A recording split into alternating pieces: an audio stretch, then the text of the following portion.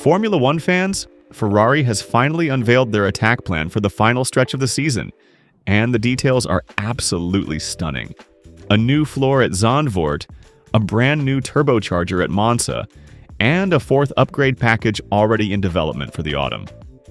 Maranello has absolutely no intention of backing down, but the most surprising news comes from a technical analysis that completely flips everything we thought we knew about Ferrari's power deficit.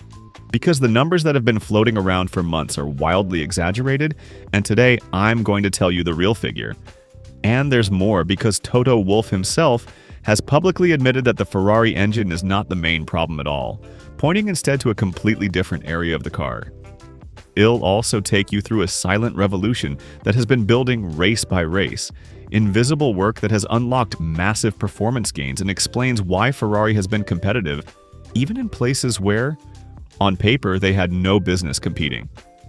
And we'll break down why, despite all of this, Frédéric Vasseur has already pumped the brakes on the excitement surrounding Monza, and what will truly change only in 2027.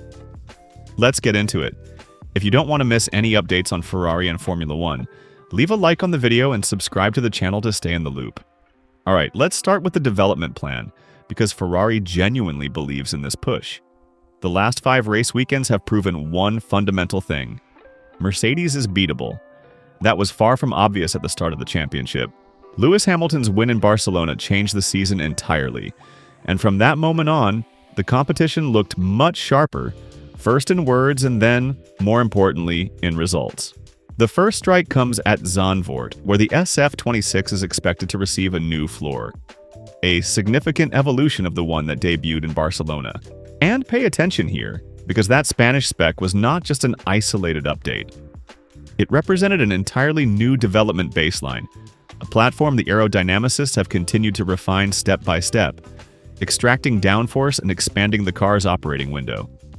Now comes the next step, and it could be the most meaningful one yet. At Monza, the development direction will naturally shift. The SF-26 will run a low downforce aerodynamic specification suited to the demands of the Italian circuit, but the biggest anticipation surrounds the power unit. Ferrari's goal is to debut the Duo 2 engine in front of their home fans, installing a new turbocharger linked to the concessions system, available to engine manufacturers that are behind on development. The technical benefit is very specific. A better efficiency in the turbine compressor assembly should allow the team to manage airflow and pressure more effectively at high revs, reducing losses and helping the engine sustain its power through the top end of the rev range.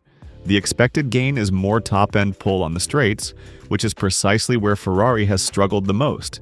The team has already intensified reliability testing because this new spec will need to carry them through to the end of the year. And it doesn't stop there, because a fourth package is already in development and is expected to arrive in the autumn, most likely during the American leg of the calendar, which packs 4 races into 5 weeks across Austin, Mexico City, Interlagos, and Las Vegas. Now we get to the most interesting part of this whole story, the part that completely reframes the narrative, because Toto Wolff himself has publicly raised some very significant doubts. According to the Austrian, the Ferrari engine is not bad at all. In fact, he considers it an absolutely competitive power unit. For Wolff, the real limitation of the SF-26 lies in the aerodynamic package instead. And that reasoning is far from groundless. The SF-26 was designed to generate very high levels of aerodynamic downforce, and that is precisely why the car gets so close to its rivals in the corners.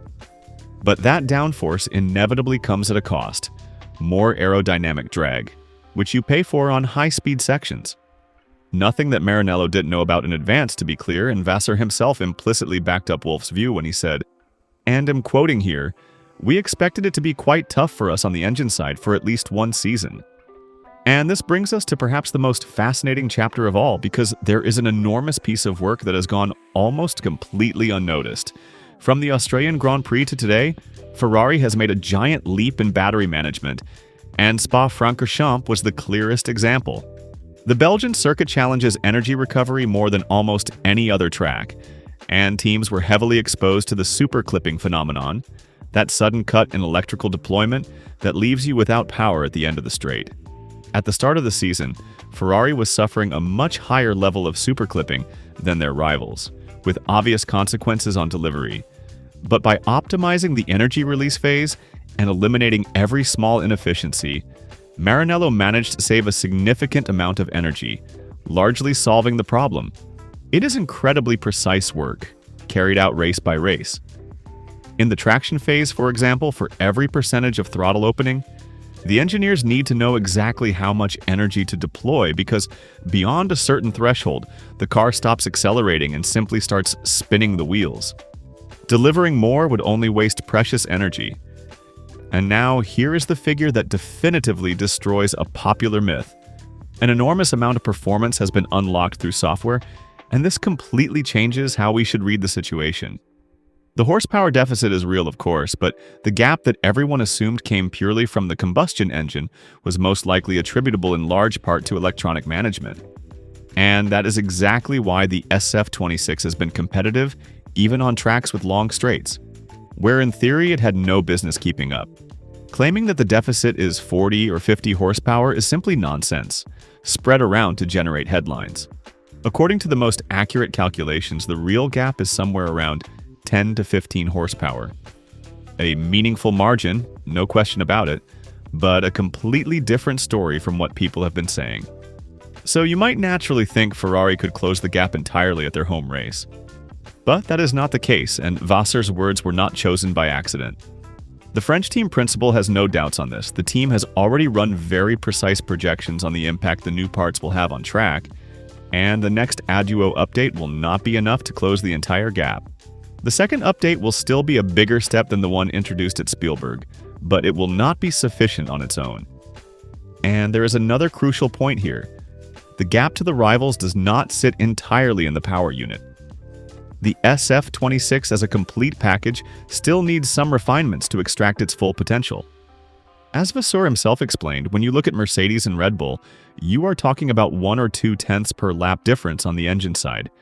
And this is where a strategic element comes in that is worth its weight in gold, especially in the budget cap era. Ferrari's situation is fundamentally different from their rivals, because the SF-26 was built on solid foundations from the very beginning.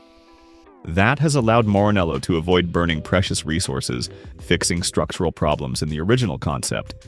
Look at what is happening elsewhere. Red Bull has already had to invest heavily to correct their car, essentially producing a B-spec. And despite that, Max Verstappen often has to perform miracles to extract more than the car naturally gives him. Mercedes, on the other hand, is focusing their resources on fewer but more substantial interventions, likely waiting for the Asian leg of the calendar to bring one major package. And it is still unclear when their engine update will actually arrive. McLaren has announced that Hungary was only the first step, with a substantial package planned for Zandvoort and a more aerodynamic efficiency-focused version expected at Baku. But there is one final point to clarify, and it is essential for understanding where Ferrari is truly headed. The Aduo 2 will not represent a real change in philosophy. It will essentially be the technical foundation that carries the team through the rest of the season. The deeper evolution of the power unit architecture, what we can genuinely call the conceptual leap forward, is reserved for 2027. And that distinction tells you everything about Maranello's strategy. On one side, progressively extracting the potential of a platform built on solid foundations. On the other, quietly preparing the most radical engineering step for the following season. A luxury that, in the budget cap era, almost no one else can afford. This fight is far from over,